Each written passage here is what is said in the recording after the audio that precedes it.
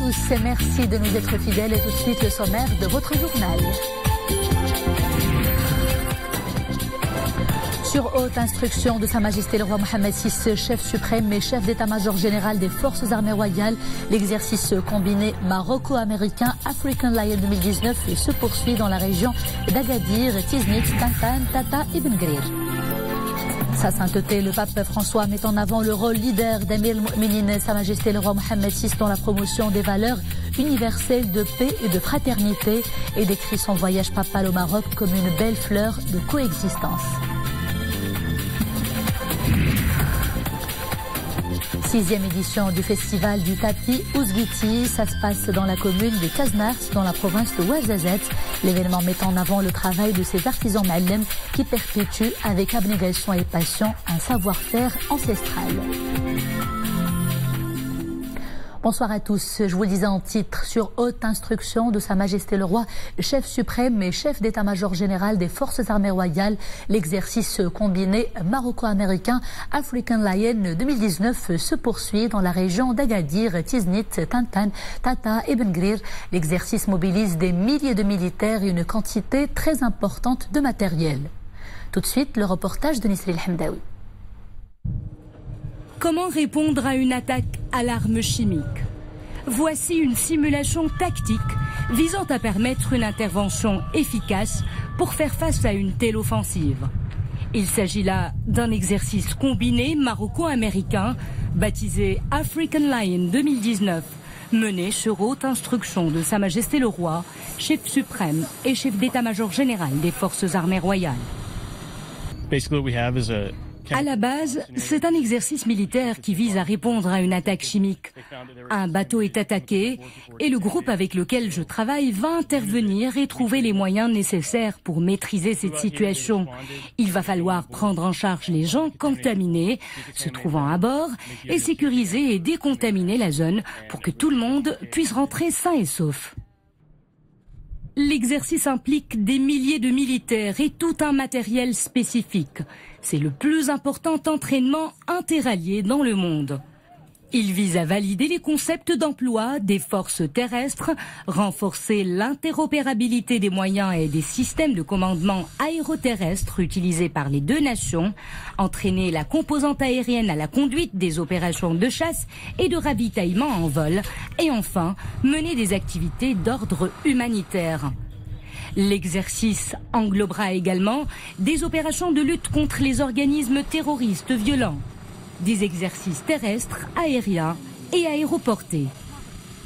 La 16e édition de cet exercice se déroulera à Agadir, Tifnit, Tantan, Tata et Ben Grir. Elle connaîtra la participation d'unités et d'observateurs militaires de 5 pays représentant l'Afrique, l'Europe et l'Amérique du Nord, en l'occurrence le Canada, l'Espagne, la Grande-Bretagne, le Sénégal, la Tunisie, en plus des États-Unis d'Amérique et du Royaume du Maroc. Au titre des activités parallèles civilo-militaires à vocation humanitaire, des prestations médicales vont être dispensées au profit des populations locales dans la région de Tata par des équipes médicales constituées de médecins et d'infirmiers des forces armées royales et de l'armée américaine. Ma visite au Maroc m'a permis de parler de ce qui me touche au cœur. Les mots émanent de sa sainteté, le pape François. Le souverain pontife répondait aux questions de la presse dans l'avion papal, un vol de la Royal Air Maroc qui a assuré le vol retour du Maroc de sa sainteté, le pape François, à l'issue d'une visite officielle de 2 jours dans le royaume sur invitation d'Amir al-Mu'minin, Sa Majesté le roi Mohammed VI. Le pape François a souligné dans sa déclaration à la presse que son voyage au Maroc lui a donné l'image d'une belle fleur de coexistence, appelant à préserver sur cette voie et à transcender les difficultés. Tout de suite, Mohamed El Chgar et Hassan Silla. Durant le vol de retour à bord d'un appareil de la compagnie nationale Royal Air Maroc, à l'issue de sa visite officielle de 2 jours dans le royaume, Sa Sainteté le pape François a notamment évoqué l'appel d'Al-Quds signé à Rabat. L'appel d'Al-Quds, Jérusalem, constitue un pas en avant qui émane non pas d'une autorité du Maroc et d'une autorité du Vatican, mais fait par des frères croyants qui souffrent en voyant que cette cité de l'espérance n'est pas encore aussi universelle comme nous le voulons tous. della speranza ancora non essere così universale come tutti vogliamo, ebrei, musulmani, juifs, musulmans et chrétiens. Tous, nous voulons cela, et pour cela nous avons signé cet appel. Ce désir, plus qu'un accord, un désir, un appel à la fraternité religieuse qui est symbolisé dans cette cité d'Al-Quds, qui est à nous tous. Città che è tutta nostra, tutti siamo cittadini di Gerusalemme. Sa sainteté le pape François a ensuite souligné que sa visite au Maroc lui a permis de parler de ce qui le touchait au cœur, la paix, l'unité et la fraternité, et a ainsi résumé le bilan de sa visite dans le royaume.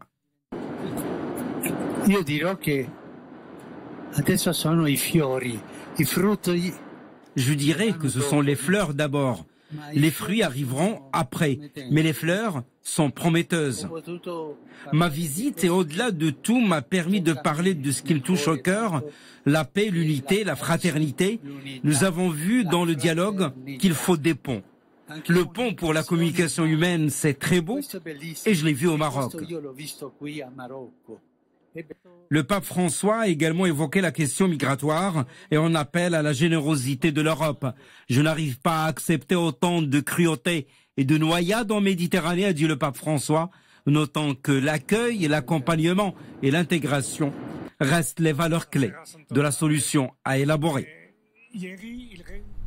Les églises catholiques présentent dans le royaume de sacrés lieux de culte où les chrétiens exercent leur foi en toute liberté. Ces édifices font partie du patrimoine historique du royaume. Restaurés, certains sont devenus des points de référence urbains qui abritent plusieurs événements culturels. C'est le cas des églises Sacré-Cœur et Buenaventura de Casablanca. Mohamed Chikir et Dominique Orlando. Elle est un point de référence urbain pour l'ensemble de Casablanca. Cela fait près de 80 ans qu'elle domine la ville, au centre même du parc de la Ligue arabe. L'église du Sacré-Cœur, qui fut désacralisée dans les années 70, est aujourd'hui en pleine restauration. Elle ne devrait pas tarder à illuminer encore plus la blanche cité économique. Nous sommes dans une ville qui est une ville créative, une ville où il y a beaucoup de création, il y a un vrai besoin d'espace pour que les artistes puissent s'exprimer. À terme, si tout se déroule bien, c'est un espace qui va être équipé, où l'acoustique va être corrigée, où il y a un certain nombre d'espaces de travail, d'espaces de rencontre, mais également un espace qui va pouvoir accueillir des activités de type différents, théâtre, cirque, contes, conférences, ateliers, etc., mais de manière un peu ouverte, d'où l'intérêt de garder au maximum le volume préservé pour que les créateurs puissent un peu utiliser l'espace à leur guise. Ça pose la question de la gestion de cet espace-là, ça pose la question de la qualité du contenu qui va y être, mais en tout cas, le contenant ou en tout cas on l'espère, sera d'une belle facture. Autre lieu de culte reconverti en espace culturel, les travaux sont d'ailleurs toujours en cours. L'église espagnole Buenaventura, qui se situe en plein cœur de la Médina de Casablanca et qui est considérée comme la plus ancienne bâtisse religieuse chrétienne au Maroc. Elle devrait permettre à la population, notamment aux plus jeunes, de bénéficier d'un encadrement multiculturel de choix qui, ici, manque. Et que dire de cette ancienne église située à Youssoufia, entre Marrakech et Essaouira, et dont l'iconographie très pop est déjà une source d'illumination pour l'ensemble des habitants qui n'ont pas hésité une seconde à se l'approprier pleinement. Elle est même devenue un lieu de retrouvailles pour tous les amoureux des arts et de la culture. La Chambre des représentants a tenu cet après-midi 2 séances plénières. La première a été consacrée à l'ouverture de la session extraordinaire convoquée par le Conseil de gouvernement. La deuxième séance concernait quant à elle l'examen et le vote du projet de loi relatif aux sûretés mobilières. L'accent a été également mis sur le projet de loi 6 relatif aux terres collectives situées dans les périmètres d'irrigation. Le Conseil national de l'inclusion financière a tenu aujourd'hui à Rabat sa réunion constitutive, réunion consacrée notamment à la présentation et à la validation des grandes orientations de la nouvelle stratégie du Maroc dans ce domaine. Elle a été présidée par le ministre de l'économie et des finances Mohamed Ben Chaboun. Le Conseil a confié la présidence de son comité stratégique au Wali de Banque al-Maghrib. En quoi consiste donc la stratégie nationale de l'inclusion financière? Les détails tout de suite avec le ministre de l'économie et des finances Mohamed Ben Chaboun au micro de Hassan Tabaï et Adnan El-Harras. Pour l'essentiel, notre plan d'action s'appuie sur une utilisation plus intense des technologies de l'information et notamment du téléphone mobile comme moyen des transactions financières de manière générale, mais du paiement en particulier. Et également un certain nombre de réformes qui doivent être engagées en direction d'un certain nombre de services et de structures, et en particulier pour ce qui concerne les associations de microfinance. En Algérie, le président Abdelaziz Bouteflika va démissionner avant la fin de son mandat électif fixé au 28 de ce mois-ci. C'est ce qu'a annoncé aujourd'hui la présidence algérienne au moment où la formation d'un gouvernement essentiellement composé de technocrates est loin d'apaiser les rues. Les manifestants sont toujours mobilisés dans la capitale Alger pour obtenir le départ du président Abdelaziz Bouteflika.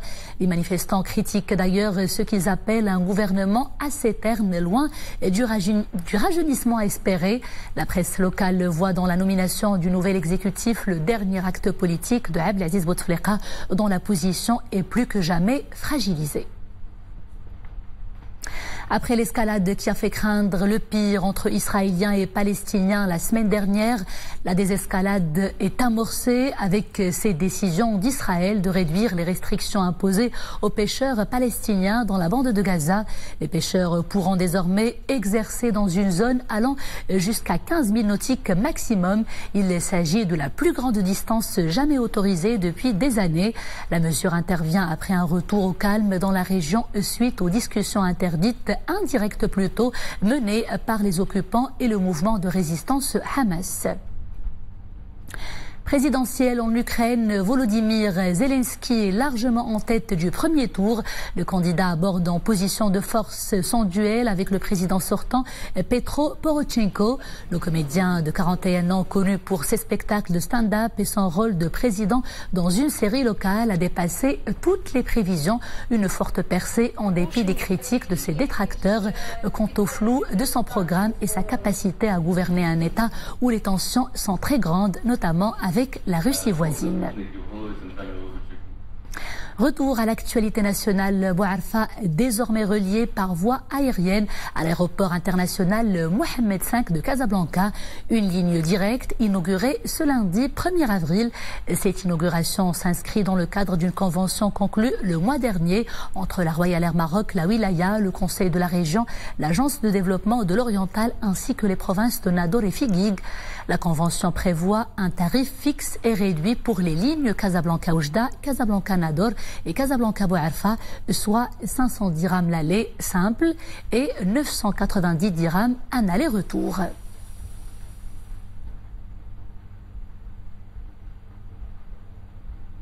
Coup d'envoi de la 6e édition du festival du tapis Ouzguiti. Ça se passe dans la commune de Taznart, dans la province de Ouarzazate. L'événement se poursuit jusqu'au 4 de ce mois-ci. Il vise à promouvoir l'artisanat local.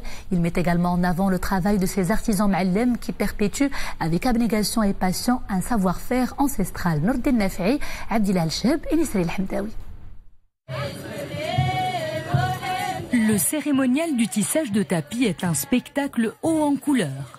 Dans la bonne humeur et en entonnant des chants taznartis, ces filles manipulent la pure laine avec doigté, à l'aide de certains outils traditionnels d'antan.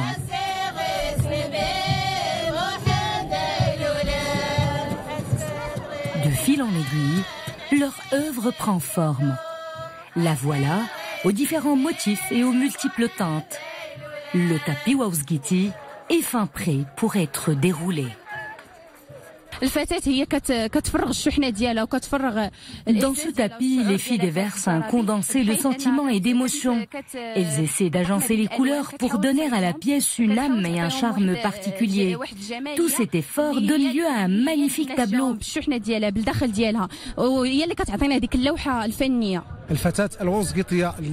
La fille Ouzguiti qui prend le flambeau, nous lui accordons toute notre confiance. En fin de compte, c'est bien elle qui perpétuera cette tradition ancestrale.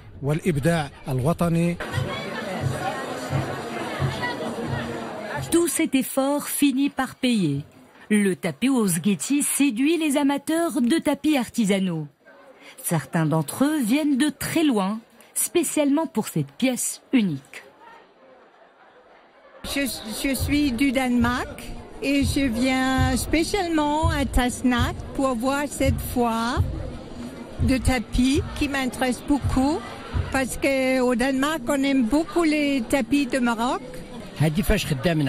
Le tapis Ouzguiti est mon gagne-pain. Grâce à ce savoir-faire, j'arrive à subvenir aux besoins de mes enfants et de l'ensemble de ma famille.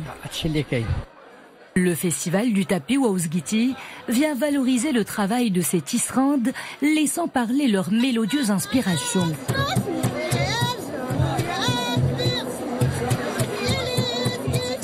Tout un art qui s'abreuve de la splendeur des oasis de Darhat Filalt et de la beauté des femmes de Tasnach. Et c'est la fin de ce journal. Merci de l'avoir suivi. À 20h30, vous avez rendez-vous avec Nadia Moudden pour Ara Issia. Quant à moi, je vous retrouve demain toujours avec grand plaisir. D'ici là, portez-vous bien.